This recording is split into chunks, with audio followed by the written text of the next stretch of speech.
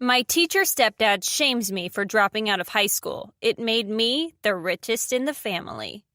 Hi, I'm Jessica, but you can call me Jess. I'm a YouTuber, and yeah, that job title still earns me snorts and scoffs from my family. But what they can't deny is that I make more than all of them combined. This is the story of how my stepdad, who's also a teacher in my old high school, belittled me for being a dropout. Mom met Kenny a year ago. It was a whirlwind romance to hear them tell it, but I found it iffy how he just weaseled his way into our family so quickly.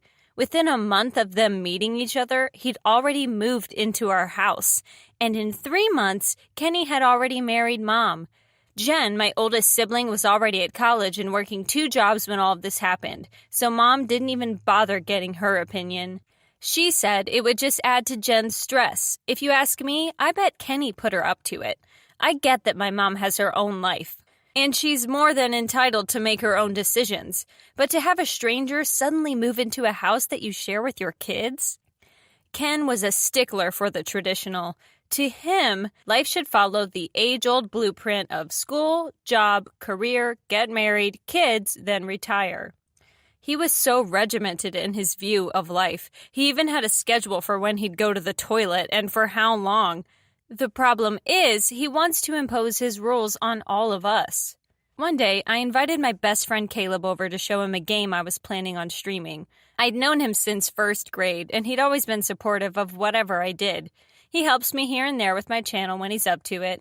And the great thing is, he's pretty good at artsy stuff. Sometimes on my weekly live streams, he'd do the editing and animations. So we were in my room and I was showing him Raid Shadow Legends on my phone when Caleb asked, "Raid? What now?" "Raid Shadow Legends. It's the turn-based fantasy RPG game that you need in your life," I exclaimed. It features a mixture of PvP, PvE modes that's played on PC and mobile devices. Literally 1 million people play it every single day. Caleb took his phone out and searched for the game on his app store. I mean, says here it has 25 million downloads, and so no wonder. "Ever played a game that has 216,000 clans in it?" I asked. "That's a lot of clans," said Caleb. "Yeah, you might even meet your one true love if you join one of them," I said. Caleb laughed. As he left the game to download in the background, Caleb checked out the game's trailer on YouTube. It's definitely giving me console game vibes. A console quality game on my phone? It's nuts, right? Uber nuts. Eventually, Caleb's download finished and he booted up the game. "So, I'm in the game now. What do I do?" "Well," I told him, "you can start building up your party and your knowledge of the game. Just play it, explore the millions of champion combinations that are available, and you'll eventually figure out what playstyle suits you best. There's countless tactics you can use to master dungeon runs, to defeat raid bosses, to use in campaign runs, and to win PvP arena matches. So basically, you just gotta see what works for you and what works for that specific scenario, you know? There's hundreds of artifacts to equip your champions with, and every single one of the 500 champions have unique skills, so the way you play and develop your champions can be really unique to your preference. That's what I like about it." "Hundreds?" asked Caleb. "Yeah," I replied. "Hundreds. But hey, if you ever have questions, you can always ask me. Or you can go on their Discord where they give out tips and advice about the game. They make it really easy for you to get into it." Cool, said Caleb, already acing his first battle. "See, this is Elhain," I said as I pulled up the game on my PC. "I love using her as my main champion because her combos are sick. Skullsworm's a close second because he looks, well, just look at him. Sick. Careful you don't give too much of your tricks away around me. I just might beat you in PvP pretty soon," said Caleb. "You wish," I laughed. And then I looked at the calendar on my wall and realized April had just started. "Oh," I exclaimed. "Raids just hit their 2-year anniversary. There's a load of anniversary events and tournaments going on right now. If you move quick, you might still be able to catch some of their special events and get your hands on some free gifts and rewards. The schedule is jam-packed until the middle of April with insane anniversary events and tournaments to win. You might even be able to get involved in the very first clan versus clan tournament. Raid also just released the first batch of badass Shadowkin faction. It's a brand new, Asian-inspired faction with amazing-looking champions. On top of that, they've got huge updates coming later in the month, including a new Doom Tower rotation with 2 new bosses. If you're listening to my story and if you want to get a huge head start in Raid, all you have to do is hit the link in the description and you'll get your free epic champion, Joden, who is amazing for the Doom Tower, 100k silver, 50 germs, and the 3 ancient shards, so you can summon awesome champions as soon as you get in-game. Rewards will be available only for new players and for the duration of 30 days. What in the? Kenny exclaimed as he barged in on us. Been looking all over for you. Didn't I tell you to have your homework ready for inspection by 4? It's 5:30, young lady. Gosh darn it, if you're not in front of that blasted computer, you're glued to your phone. And what on earth is this boy doing in your room? He said when he noticed Caleb. Caleb's gay, Kenny. You'd know that if you ever got involved in any of your stepchildren's lives. Kenny looked like he was about to pop a nerve. Don't you say that word again under my roof. And you, he said to Caleb, I ought to say something about your homosexual lifestyle, but don't you have to go home? It's almost dinner time. Now get. Not your roof, Kenny, I said. Mom's roof. Being gay is not a lifestyle, and we don't shoo guests away in this house. Kenny's nostrils began to flare. I was waiting for them to spout steam when he got really close to me and said, This is my house, too. I am your mother's husband, and as long as I'm putting food on the table, you will respect my authority. I'd had enough of Kenny's roles. How about I start putting food on the table then, I said with as much defiance as I could muster. Kenny laughed. You can certainly try. You haven't even finished high school. Big talk for a little squirt like you.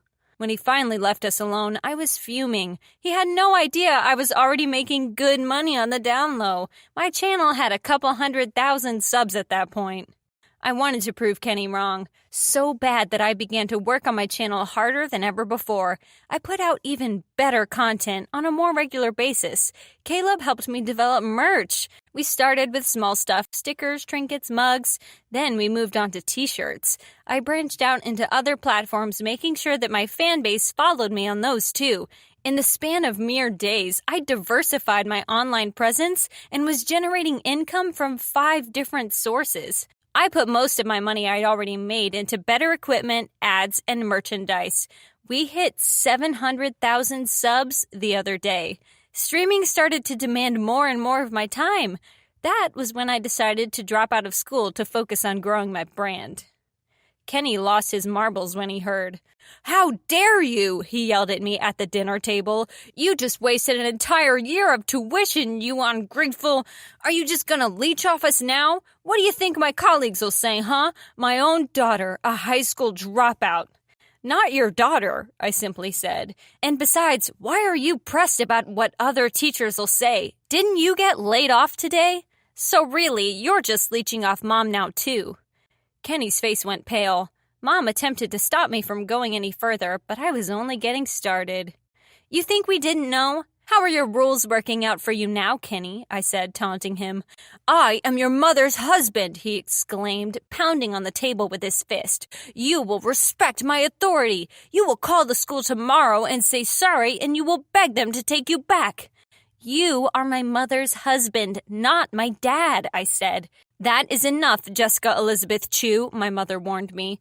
The mere mention of my dad's last name always struck at Kenny's nerves. He turned on my mom and shouted, I told you to never, ever say that name in front of me. Then he turned to me. And you think keeping your father's name is going to do you any good? Chu, huh? You're exactly like that waste of space, that no-good, uneducated dropout.